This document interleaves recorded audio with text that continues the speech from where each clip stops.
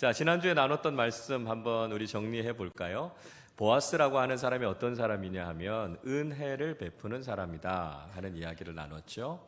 보아스가 룻에게 어떤 은혜를 베풀어 주었는가 하면 먹이는 은혜를 베풀어 주었습니다. 일할 수 있는 은혜를 베풀어 주었고요. 배려하는 은혜를 베풀었고 풍성한 은혜를 베풀었다 하는 이야기를 우리가 함께 나누었습니다. 그러니까 보아스가 베풀어 주는 은혜를 통해서 뭘 볼 수 있어요? 하나님께서 우리에게 주시는 은혜의 특징이 뭔지를 알 수 있는 거죠. 그러니까 하나님께서도 우리에게 이런 은혜를 베풀어 주신다라고 하는 거죠. 자, 은혜는 어디에서부터 옵니까? 은혜는 세상 다른 곳에서 오는 것이 아니라 하나님으로부터 온다는 거죠. 그러니까 우리가 다른 것에서 은혜를 구할 이유가 없어요. 은혜는 하나님만 주시는 거니까요. 우리가 하나님만 바라보고 하나님께만 그 은혜를 구하는 거죠. 그리고 하나님께서는 우리에게 늘 풍성한 은혜를 주시니까 그 은혜를 나만 받아야 되겠다. 우리가 이렇게 속 좁게 생각할 필요가 없는 거죠. 은혜를 나누면 나눌수록 더 풍성해지고 더 많아지는 것이 하나님의 은혜이구나 하는 것을 우리가 알게 됩니다. 지금까지 베풀어 주신 은혜도 너무 감사하죠. 그러나 중요한 건 거기에서 머물러 있어서는 안 된다는 거죠. 더 큰 은혜, 더 영원한 은혜를 우리가 바라보면서 하나님께 가까이 감이 복이 되고 하나님께 가까이 가는 것이 은혜를 받는 비결이다 하는 것을 잊지 마시고 날마다 은혜 주시는 하나님 앞에 가까이 나가는 우리 모두가 되실 수 있기를 바랍니다. 자, 오늘 이제 룻기 3장 말씀 전체를 우리가 한번 살펴보겠습니다. 멈추지 않는 열정을 가지고 있었던 사람 보아스에 대해서 함께 생각해 볼 텐데요. 먼저 오늘 3장 첫 부분에 룻의 복을 구하고 있는 나오미 얘기를 잠깐 먼저 살펴보려고 합니다. 1번을 보시죠. 나오미는 룻의 안식을 구해서 그녀의 인생을 축복하려고 한다는 거죠. 나오미가 룻의 안식을 구하고 있습니다. 자, 1절 말씀 우리 한 번 더 읽어보겠습니다. 룻의 시어머니 나오미가 그에게 이르되 내 딸아 내가 너를 위하여 안식할 곳을 구하여 너를 복되게 하여야 하지 않겠느냐. 자, 나오미라고 하는 사람 참 성숙한 신앙을 가진 사람이다 하는 말씀을 드렸습니다. 왜냐하면 나오미는 자기중심적인 신앙을 가졌던 사람이 아니에요. 이타적인 신앙을 가졌던 사람이 바로 나오미죠. 우리가 앞에서도 살펴봤습니다만 오늘 1절 말씀에서도 나오미가 하고 있는 말을 잘 보십시오. 뭐라고 이야기하냐면 내가 너를 위하여 이런 이야기하죠. 내가 너를 복되게 하여야 하지 않겠느냐. 초점이 누구에게 있어요? 자신에게 있는 게 아니고요. 어떻게 하면 룻의 인생을 복되게 할 수 있을까? 그런 마음을 가지고 있었다라고 하는 거죠. 그러니까 신앙생활을 하는 우리에게 있어서도 마찬가지입니다. 하나님 내게 복 주십시오. 내가 어떻게 복을 받을까요? 그 관심을 벗어나서 그걸 뛰어넘어서 어떻게 하면 다른 사람의 인생을 복되게 할 수 있을까? 이게 성숙한 신앙인이 가져야 하는 관심이고 또 실천해야 될 모습이다라고 하는 것이죠. 자, 그래서 나오미가 어떻게 하면 룻의 인생을 복되게 할 수 있을까 생각하다가 무엇을 찾는다고요? 안식할 곳을 찾아준다. 이렇게 이야기하고 있죠. 안식할 곳. 안식이라고 하는 말 히브리어로 누아흐라고 하는 말인데요. 이 말은 그냥 단순하게 쉴 자리 뭐 이런 이야기가 아니고요. 그러니까 근본적으로 결혼을 해서 새로운 가정을 꾸미고 그 가정에서 안식할 수 있게 하겠다. 이런 이야기를 하고 있는 겁니다. 앞쪽에 있는 1장 9절의 말씀에 보면 나오미가 며느리들에게 이렇게 이야기하는 장면이 나와요. 여호와께서 너희에게 허락하사 각기 남편의 집에서 위로를 받게 하시기를 원하노라. 그러니까 이 안식할 곳이라고 하는 게 이야기하는 게 뭐냐면 남편의 집이에요. 남편의 집. 그러니까 새롭게 제가 할 수 있는 길을 열어줘서 정말 그 인생이 궁극적으로 제대로 된 안식과 축복을 누릴 수 있게 해야 되겠다. 나오미가 지금 그렇게 이야기하고 있는 거죠. 그러니까 나오미가 일시적인 복, 세상적인 복을 구하고 있는 것이 아니라 근본적이고 궁극적인 복을 빌어주고 있다라고 하는 걸 알 수 있습니다. 그러니까 우리가 이 땅을 살아가는 동안에도 우리가 추구하면서 살아가야 할 복이 무엇인가라고 하는 거죠. 이 땅에서 우리가 잠깐 누리다가 사라질 복, 거기에 우리의 마음이 빼앗겨 있을 것이 아니라 하나님 나라에서 영원토록 누릴 복, 우리가 그걸 소망하고 그걸 추구하면서 살아가야 된다 하는 것이죠. 자, 2번을 보시죠. 보아스는 나오미의 친척이었다 하는 겁니다. 보아스와 나오미의 관계가 친척 관계였다는 거죠. 자, 2절 말씀 같이 읽어보겠습니다. 내가 함께 하던 하녀들을 둔 보아스는 우리의 친족이 아니냐. 보라, 그가 오늘 밤에 타작마당에서 보리를 까불리라. 나오미는 보아스가 자신들의 친족, 그러니까 친척이다라고 하는 사실을 강조하고 있습니다. 가족이 되고 친척이 된다라고 하는 것은 서로의 삶에 관심을 갖고 돌보아야 하는 책임이 있고 의무가 있다라고 하는 것이죠. 사도 바울은 디모데전서 5장 8절에서 이런 말씀을 합니다. 누구든지 자기 친족, 특히 자기 가족을 돌보지 아니하면 믿음을 배반한 자요 불신자보다 더 악한 자니라 이야기합니다. 자, 바울이 무슨 교훈을 주고 있냐 하면 친척과 가족들을 잘 돌보라는 겁니다. 그 기본적인 의무를 하지 못한다면 우리는 믿지 않는 사람들보다 더 악하다 이렇게 이야기하고 있습니다. 우리가 그리스도인으로 살아가면서 마땅히 해야 할 의무가 가족과 친척들을 돌보고 우리가 해야 할 본분을 다하는 거, 이건 당연한 거다라고 하는 거죠. 그래서 우리가 믿음을 핑계로 가족들, 친척들을 돌보지 못하는 잘못을 저질러서는 안 된다라고 하는 것을 이야기하고 있습니다. 자, 그런데 특별히 당시의 이스라엘 사회에 있어서 친척이라고 하는 건 그냥 단순히 서로 돌보아주는 이런 관계에서만 끝나는 게 아닙니다. 보아스가 나오미의 친척이다라고 하는 것은 이 보아스가요, 나오미와 룻의 가정의 운명을 바꾸어 줄 수 있는 아주 결정적인 역할을 할 수 있는 위치에 있었다라고 하는 것입니다. 그러니까 그게 뭐냐 하면 룻기의 아주 중요한 주제가 되는 기업 물음, 고엘이라고 하는 겁니다. 조금 있다가 기업 물음이라고 하는 이야기가 나올 때 좀 더 구체적으로 살펴보도록 하겠습니다. 자, 3번을 보시죠. 나오미는 룻에게 단장을 하고 보아스에게 갈 것을 말하고 있습니다. 그러니까 예쁘게 단장을 잘 하고 이제 보아스를 만나러 가라 이렇게 이야기하고 있는 것이죠. 3절 말씀 같이 읽어봅니다. 그런즉 너는 목욕하고 기름을 바르고 의복을 입고 타작마당에 내려가서 그 사람이 먹고 마시기를 다 하기까지는 그에게 보이지 말고. 나오미가 룻에게 이제 이야기합니다. 이제 이 밤에 보아스를 찾아갈 텐데 깨끗하게 목욕하고 또 단장을 하고 그리고 옷을 예쁘게 입고 보아스에게 가라 이야기합니다. 자, 왜 이렇게 이야기하냐 하면 여인이 남자에게 청혼하는 그런 지금 이제 과정은 프로포즈하는 일을 하게 하는 거죠. 그러니까 당시 사회는 뭐 여성들이 자유롭게 막 프로포즈를 할 수 있고 하는 상황이 아니었으니까요. 이제 이런 방법을 통해서 자신이 좋아하는 남자에게 청혼을 하는 그런 과정을 이야기하고 있습니다. 자, 그래서 그런 과정을 위해서 잘 준비하는 거죠. 자신을 잘 꾸미면서 가는 겁니다. 사도 베드로도 베드로전서 3장 3절 4절에서 단장할 것에 대한 이야기를 하는데요. 이렇게 이야기해요.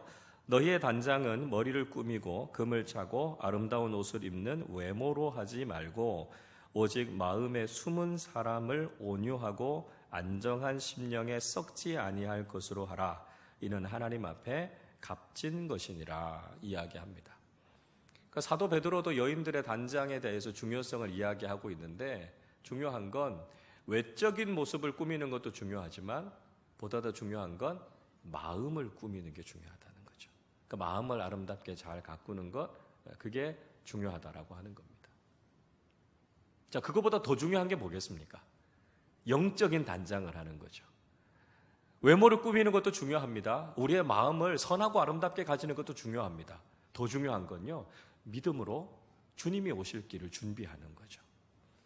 그래서 우리를 가리켜서 우리를 그리스도의 신부다 그렇게 이야기하잖아요. 그리스도의 신부다. 신랑 되실 주님께서 언제 우리 가운데 재림 주님으로 우리의 신랑으로 오실지 모르니까 우리가 늘 깨어 있어서 영적으로 우리 자신을 잘 단장하는 게 필요한 거죠. 믿음으로 깨어 있고 옳은 행실로 우리 자신을 아름답게 잘 단장해서 주님 오실 때 가장 아름다운 모습으로 주님을 맞이할 수 있는 그리스도의 아름다운 신부가 되어야 한다 하는 것을 우리에게 이야기해 주고 있는 것이죠. 자, 4번을 보십시오. 보아스는 룻이 행할 일을 알려줄 수 있는 사람이었다는 겁니다. 자, 4절 말씀 같이 읽어보겠습니다. 그가 누울 때에 너는 그가 눕는 곳을 알았다가 들어가서 그의 발치 이불을 들고 거기 누우라. 그가 내 할 일을 내게 알게 하리라 하니. 자, 나오미가 이야기합니다. 보아스가 저녁 식사를 다 하고 이제 잠자리에 들어가면 보아스가 어디 가서 눕는지 보고 가서 발치 이불을 들고 거기 가서 가만히 누워 있으라. 이렇게 이야기합니다. 그러면 보아스가 친척으로서 해야 될 일이 무엇인가라고 하는 것을 알고 있기 때문에 룻에게 어떻게 행해야 될 것인가라고 하는 이야기를 해줄 것이다라고 하는 거죠. 그러니까 룻은 이스라엘의 전통에 대해서 잘 몰랐습니다. 그렇죠? 모함 여인, 이방 여인이니까 이런 기업을 물은다 이런 것도 사실 어떤 내용인지 잘 모릅니다. 그렇지만 보아스는 이스라엘 사람이고 또 친척으로서 어떤 역할을 해야 되는지 잘 아니까 보아스가 룻에게 이렇게 하라 이야기해 줄 것이다 라고 하는 거죠. 그래서 거기에 따라서 행동하면 된다 이야기하고 있습니다. 여러분, 우리가 룻처럼요, 우리도 믿음의 삶을 살아갈 때 우리가 어떻게 행동해야 되지? 우리가 어떻게 살아야 되지? 어떤 길을 걸어가야 되지? 우리가 다 모를 때가 많다는 거죠. 우리가 어떻게 살아야 되고 무엇을 해야 될지 모를 때 우리를 도우시고 우리가 어떻게 살아야 할지를 말씀해 주시고 가르쳐 주시는 분이 계십니다. 누구시죠? 성령님이시죠. 우리는 다 몰라요. 우리는 다 알지 못해요. 그러나 성령께서 우리에게 어떻게 살아야 되고 어떤 길을 걸어가야 되고 무슨 일을 해야 되는지를 우리에게 깨닫게 해주시고 말씀해 주시는 분이 성령님이시다라고 하는 거죠. 그러니까 날마다 우리의 삶 속에서 성령의 인도하심을 따라 살아가는 것이 너무너무 중요합니다. 그러니까 내 생각대로만 살면 안 된다라고 하는 거죠. 아, 우리가 어리석다, 우리가 연약하다, 우리가 무지하다, 하나님 앞에 우리가 고백하고 성령님의 도우심을 구하는 거죠. 성령님, 우리로 하여금 하나님의 뜻을 깨닫게 하시고 믿음의 사람으로 어떤 길을 걸어가야 하고 어떤 삶을 살아야 하는지 우리에게 말씀해 주십시오. 그리고 그 말씀에 따라 순종하면서 살아가는 삶이 되어야 한다는 것이죠. 자, 5번째 보겠습니다. 룻은 나오미의 말에 순종하고 행동했다 하는 거죠. 나오미가 이렇게 해라 이야기하니까 내 어머니 알겠어요. 말씀에 순종하고 또 그대로 행동하는 걸 볼 수 있지요. 자, 5절과 6절 말씀 같이 읽어보겠습니다. 룻이 시어머니에게 이르되 어머니의 말씀대로 내가 다 행하리이다 하니라. 그가 타작마당으로 내려가서 시어머니의 명령대로 다 하니라. 네, 순종의 첫 번째는 예입니다. 예, 대답하는 거. 잘 대답하는 게 중요해요. 하나님의 말씀하실 때 예 하나님, 네 그렇습니다 하나님, 이 긍정하는 거예요. 하나님의 말씀에 잘 대답하는 게 중요해요. 말만 하고 끝나면 안 되겠죠. 그대로 순종하고 행동하는 겁니다. 룻이 이걸 참 잘하는 거예요. 그러니까 룻이 왜 복을 받았는가? 룻이 순종했던 이 순종이 룻의 인생에 큰 복이 됐고 룻의 인생을 바꾸어 놓았던 걸 볼 수 있습니다. 그러니까 하나님께서 말씀하시면 일단은 네입니다. 왜요? 이게 아니고요. 네, 이 순종의 첫걸음입니다. 그리고 하나님의 말씀이 잘 이해가 되지 않을 수 있고요. 아, 왜 이렇게 하라고 하시지? 이런 생각이 우리에게 들 수 있어요. 그럼에도 불구하고 그것이 하나님의 말씀이기 때문에 말씀대로 순종하겠습니다 하고 나아갈 때 여러분 그것이 우리에게 복이 될 줄로 믿습니다. 복을 받는 비결은 순종입니다. 순종. 그러니까 내가 다 알지 못할 뿐이에요. 아직 내가 깨닫지 못할 뿐이에요. 전지전능하신 하나님이 우리에게 말씀하시는 건 옳은 거예요. 그러면 무엇이 현명한 겁니까? 순종하고 따라가는 게 옳은 거죠. 룻이 그 말에 순종하고 따라갔던 것이 복이 됐던 것처럼 우리도 하나님의 말씀에 순종하며 따라가는 것이 우리의 인생의 복이 될 줄로 믿습니다. 자, 이제 페이지를 넘어가 보시죠. 자, 이제 룻기의 아주 중요한 주제, 기업 물을 자라고 하는 이야기를 함께 좀 나눠보겠습니다. 첫 번째 보시면 보아스는 기업 물을 자였다라고 하는 겁니다. 기업 물을 자였다. 자, 9절 말씀 같이 읽어보죠.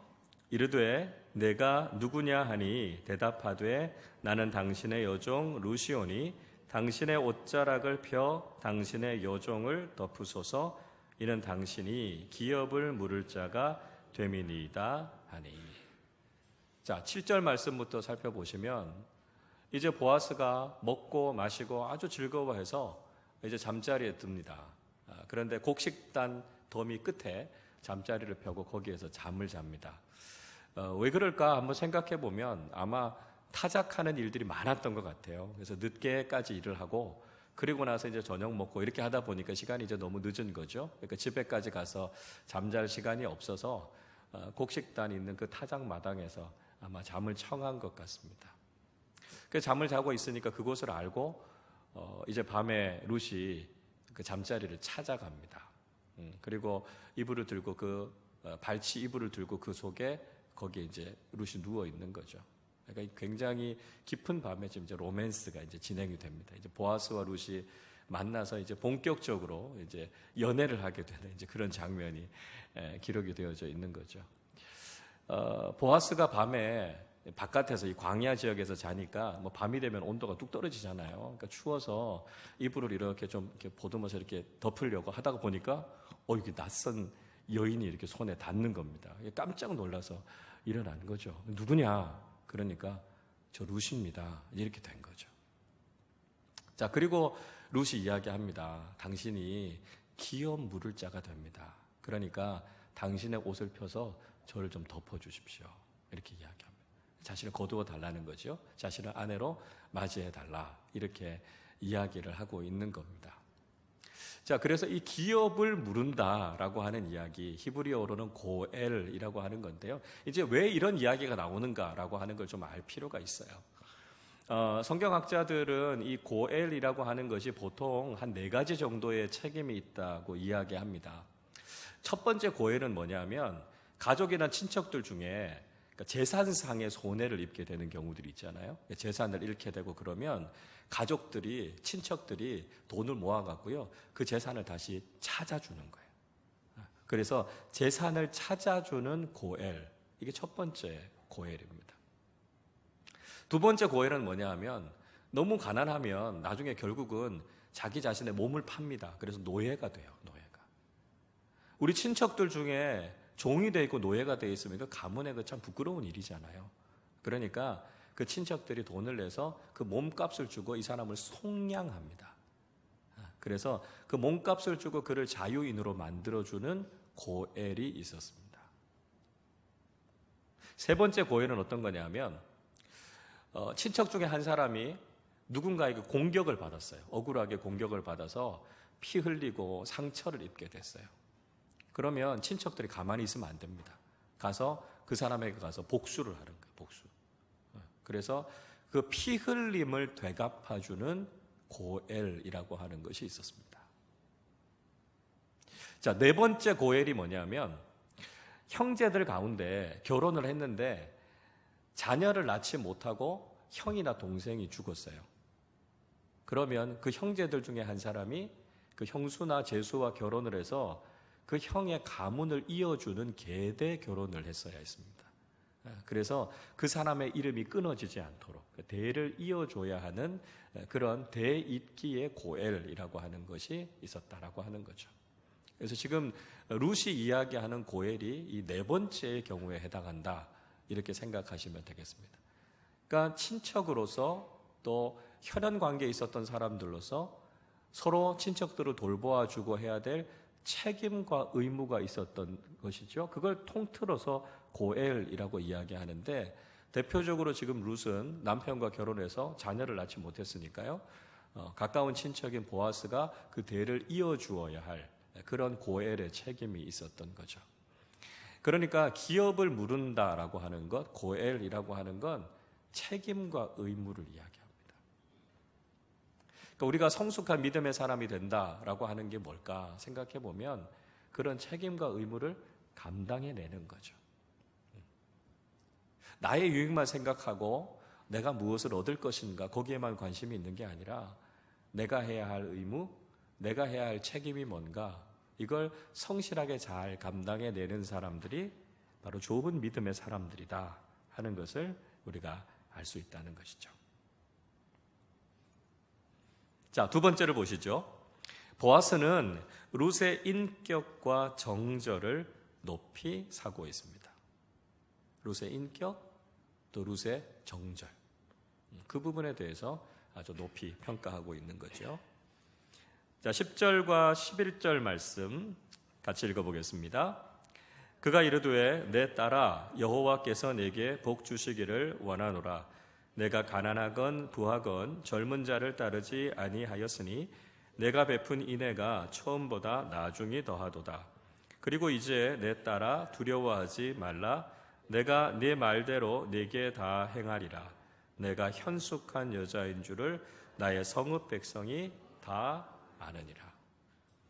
그러니까 보아스는 룻에 대해서 굉장히 좋은 인상을 갖고 있었어요. 그 좋은 인상을 갖게 됐던 몇 가지 이유가 있었는데 그 중에 하나가 뭐냐 하면 룻이 젊은 사람들을 따라가고 젊은 사람들에게 청혼하지 않았다는 거예요. 그러니까 보아스의 밭에서 일하면서 보아스의 밭에서 일하는 소년들이 있었다고 그랬잖아요. 그런데 그 소년들이 룻에게 마음이 있었던 거예요. 그러니까 룻이 미모가 아주 탁월했던 거죠. 그러니까 젊은 사람들이 자꾸 와서 이렇게 혹시 저랑 좀 사귀지 않으시겠어요? 뭐 이렇게 이제 청혼을 하고 이게 가까이 온 거죠. 그런데 룻이 그걸 거절했다는 거예요.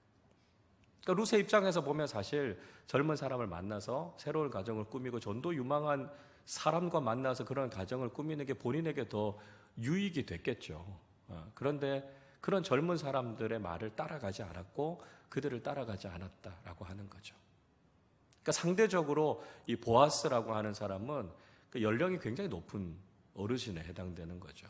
그러니까 사실 젊은 사람 입장에서 이만큼 나이 차이가 있는 사람에게 청혼을 하고 남편이 되어달라고 이야기하는 게 그렇게 쉽지 않은 선택이었다라고 하는 겁니다.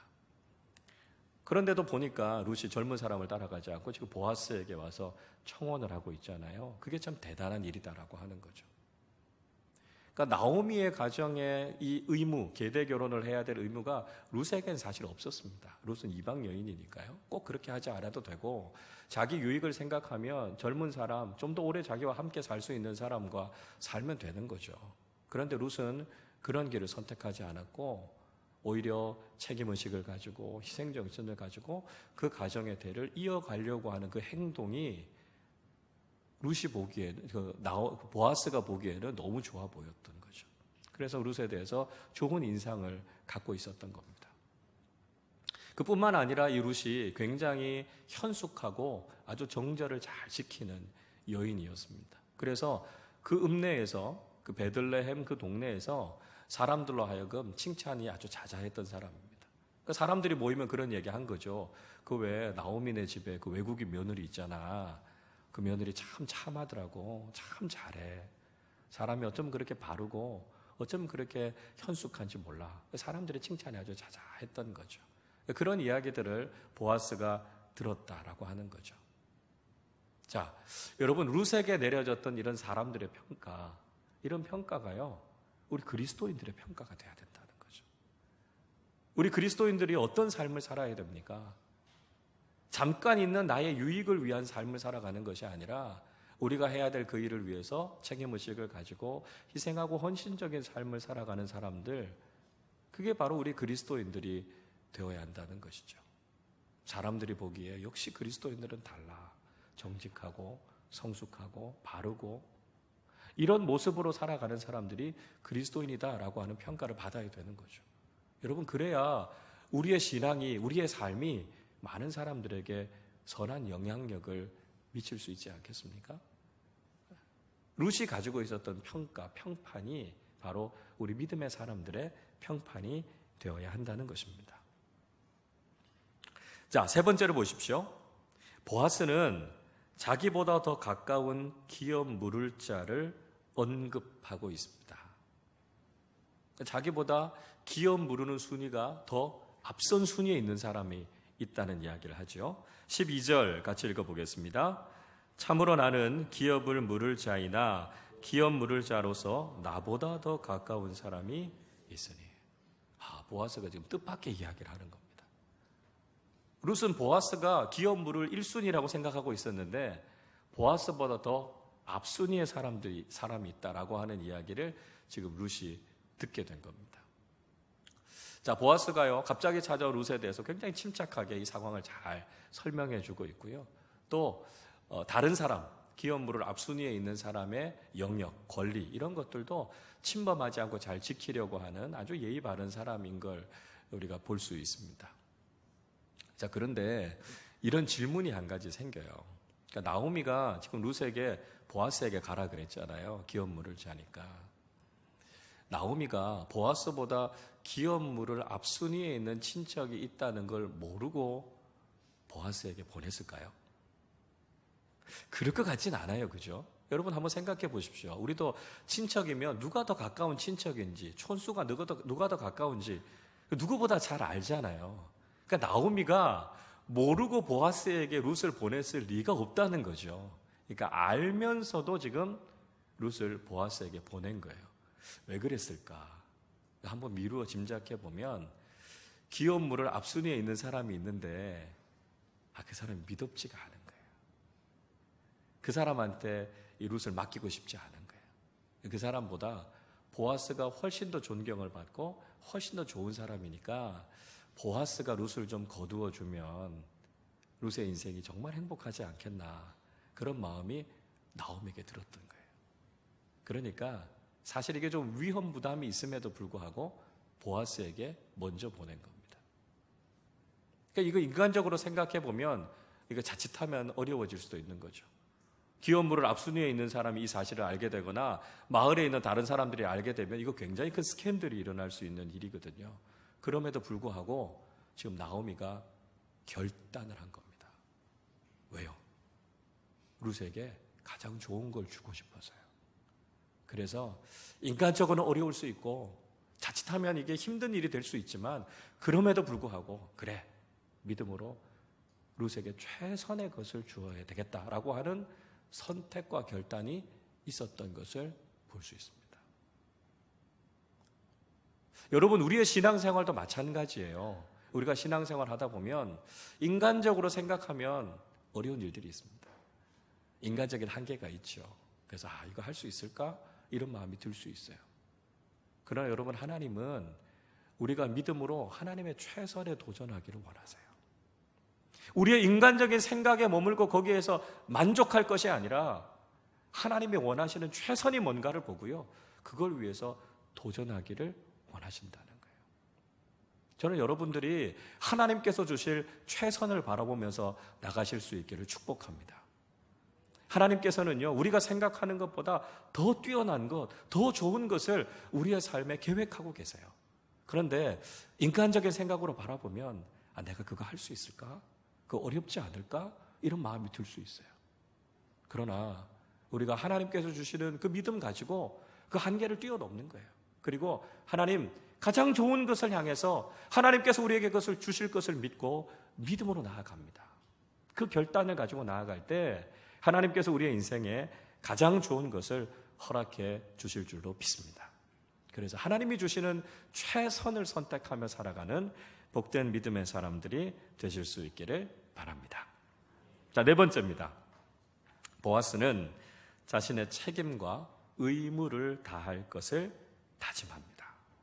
자신의 책임, 자신의 의무를 다하겠다라고 하는 분명한 다짐과 결단을 하고 있죠. 13절 말씀 같이 읽어보겠습니다. 이 밤에 여기서 머무르라. 아침에 그가 기업 물을 자의 책임을 내게 이행하려 하면 좋으나 그가 그 기업 물을 자의 책임을 행할 것이니라. 만일 그가 기업 물을 자의 책임을 내게 이행하기를 기뻐하지 아니하면 여호와께서 살아계심을 두고 맹세하노니 내가 기업 물을 자의 책임을 내게 이행하리라. 아침까지 누워 있을지니라 하는지라. 보아스는 룻에게 밤에 여기 머물러 있으라고 이야기합니다. 그리고 아침이 되면 자신이 먼저 달려가서 그 기업 물을 사람에게 가서 물어보겠다는 거죠. 자네가 기업 물을 1순위인데 자네가 이 기업을 물을 텐가? 이렇게 물어보겠다는 거죠. 그렇게 하겠다라고 하면 그 사람이 기업을 물을 거라는 거죠. 그런데 만약에 그 사람이 난 안 하겠다라고 이야기하면 걱정하지 말라는 거예요. 내가 할 테니까 아무 염려하지 말고 그냥 오늘 이 밤은 여기서 머물러 있어라. 이렇게 이야기하고 있습니다. 보아스가 어떤 사람입니까? 자신의 책임, 자신의 의무를 다하는 사람이죠. 그리스도인 어떤 사람입니까?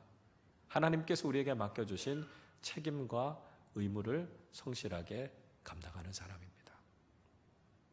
오늘날 우리가 살아가는 이 시대가 왜 어렵습니까? 왜 문제가 됩니까? 도무지 사람들이 책임지려고 하지 않아요. 일은 일어났지만 책임의식을 가지고 책임지려고 하는 사람들이 없습니다. 다른 사람들에게 책임을 전가하고 핑계를 대죠. 왜 그래요? 이게 죄인의 본질이에요. 죄인이 하는 건 책임 전가예요. 핑계예요. 내가 잘못했다 이야기하지 않아요. 그러나 진실한 그리스도인은요, 책임지죠. 내가 잘못했습니다. 그게 뭐죠? 죄인임을 고백하는 거잖아요. 그게 믿음의 사람의 모습이라는 것이죠. 좋은 그리스도인 어떤 사람입니까? 책임과 의무를 감당하는 사람이 좋은 그리스도인입니다. 어떤 사람이 좋은 리더입니까? 좋은 리더의 모습은 자기 자신의 권한은 축소시켜요. 그러나 자신의 책임의 영역은 넓혀가는 사람이 리더입니다. 그런 리더가 많아야 공동체가 복을 받는 거죠. 내 권리, 내 주장 이런 것들을 내세우는 것이 아니라 그건 내려놓는 거죠. 권리는 포기하는 거예요. 그러나 내가 책임의식을 가지고 내가 희생정신을 가지고 공동체를 위해서 섬길 수 있는 리더가 있을 때 그 공동체는 살아나는 거예요. 그래서 좋은 영적인 리더들이 우리 공동체 속에 많아야 하고요. 책임지는 리더, 책임의 영역을 넓혀가는 좋은 리더들이 있을 때 그 공동체가 살아나게 된다 하는 것이죠. 자, 마지막입니다. 멈추지 않는 열정을 가지고 쉬지 않고 일하는 우리 보아스의 모습을 한번 생각해 보겠습니다. 1번 보시죠. 보아스는 룻의 체면과 상황을 배려하고 있습니다. 룻의 상황, 룻의 체면 이런 것들을 보아스가 잘 배려해 주고 있는 것이죠. 14절 말씀 같이 읽어보겠습니다.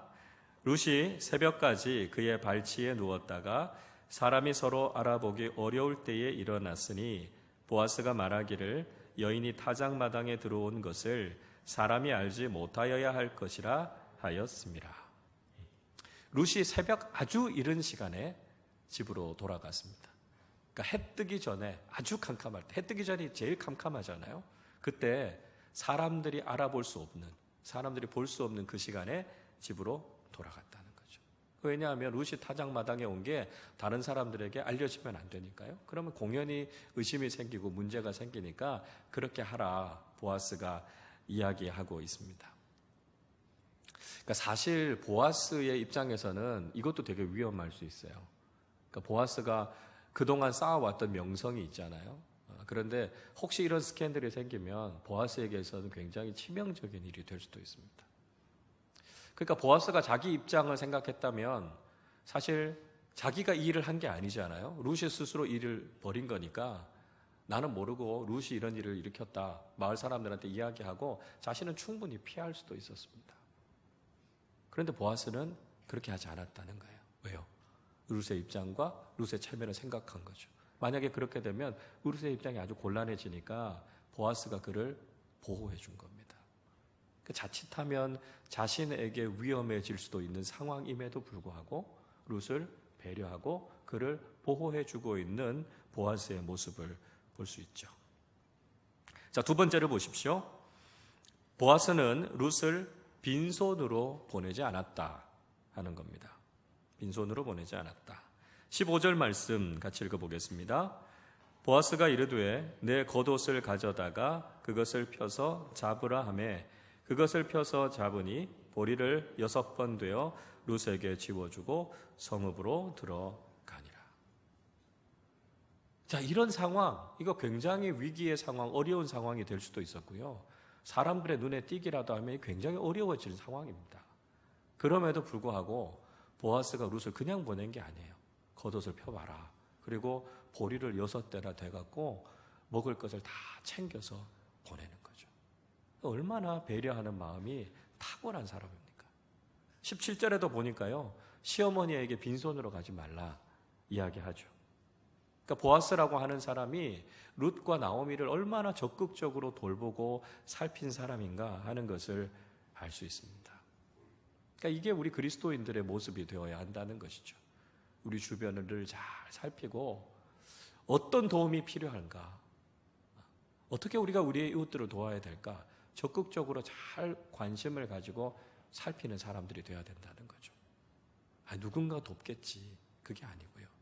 지금 우리 이웃들에게 어떤 영적인 필요가 있을까 늘 그들에게 관심을 가지고 우리가 어떤 일을 할 수 있을까 적극적으로 실천하는 것이 그리스도인이고 교회가 되어야 한다는 것입니다. 저는 우리 교회가 그런 교회가 됐으면 좋겠어요. 우리 교회가 늘 주변을 살피고 우리 교회가 할 수 있는 일이 뭐가 있을까, 우리 이웃들이 지금 뭐가 어려울까, 우리가 어떻게 하면 그들에게 힘이 되고 위로가 되고 소망이 될 수 있을까 적극적으로 찾고 우리가 이렇게 지역사회를 위해서 이웃들을 위해서 일합시다, 이런 것들을 좀 찾아가는 그런 교회가 됐으면 좋겠어요. 영적인 민감함을 가지고 우리 주변의 사람들을 우리가 돌아보고 그들의 영적인 필요를 잘 채워줄 수 있는 그런 적극적인 믿음의 사람들과 공동체가 될 수 있기를 바랍니다. 자, 마지막 3번째입니다. 보아스는 멈추지 않는 열정을 가진 사람이었다는 겁니다. 멈추지 않는 열정, 특별히 선한 일을 행하는 데 있어서 아주 열정을 가지고 있는 사람이 보아스였다 하는 거죠. 18절 말씀 같이 읽어보겠습니다. 이에 시어머니가 이르되 내 딸아 이 사건이 어떻게 될지 알기까지 앉아 있으라. 그 사람이 오늘 이 일을 성취하기 전에는 쉬지 아니하리라 하니라. 나오미에게요, 기대와 확신이 있었어요. 보아스에 대한 기대와 확신. 어떤 것이었습니까? 이 보아스라고 하는 사람, 선한 일을 완성할 때까지, 성취할 때까지는 쉬지 않을 사람이야. 포기하지 않을 사람이야. 그러니까 우리는 앉아서 보아스가 어떻게 하는지 기대하는 마음을 가지고 기다려보자꾸나, 이렇게 이야기하고 있는 거죠. 그러니까 보아스가 선한 일에 대해서는 열정을 갖고 있었던 사람이에요.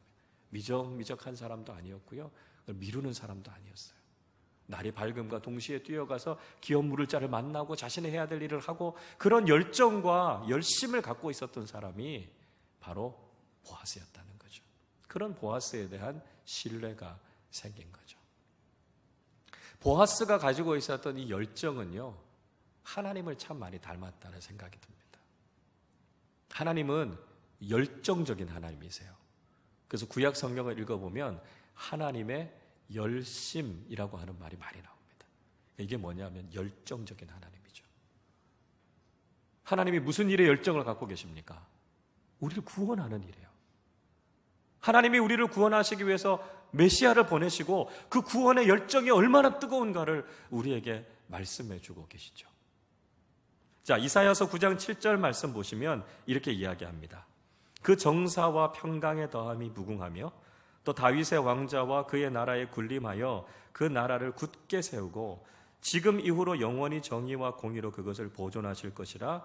만군의 여호와의 열심히 이를 이루시리라. 그러니까 다윗의 왕좌에 메시아가 오실 것이다. 그래서 우리를 구원하실 거라는 거예요. 하나님께서 그런 구원의 계획을 가지셨고, 하나님은 그 구원의 계획을 이루시기 위한 뭘 가지셨다고요? 열심을 가지셨다고, 열정을 가지셨다고.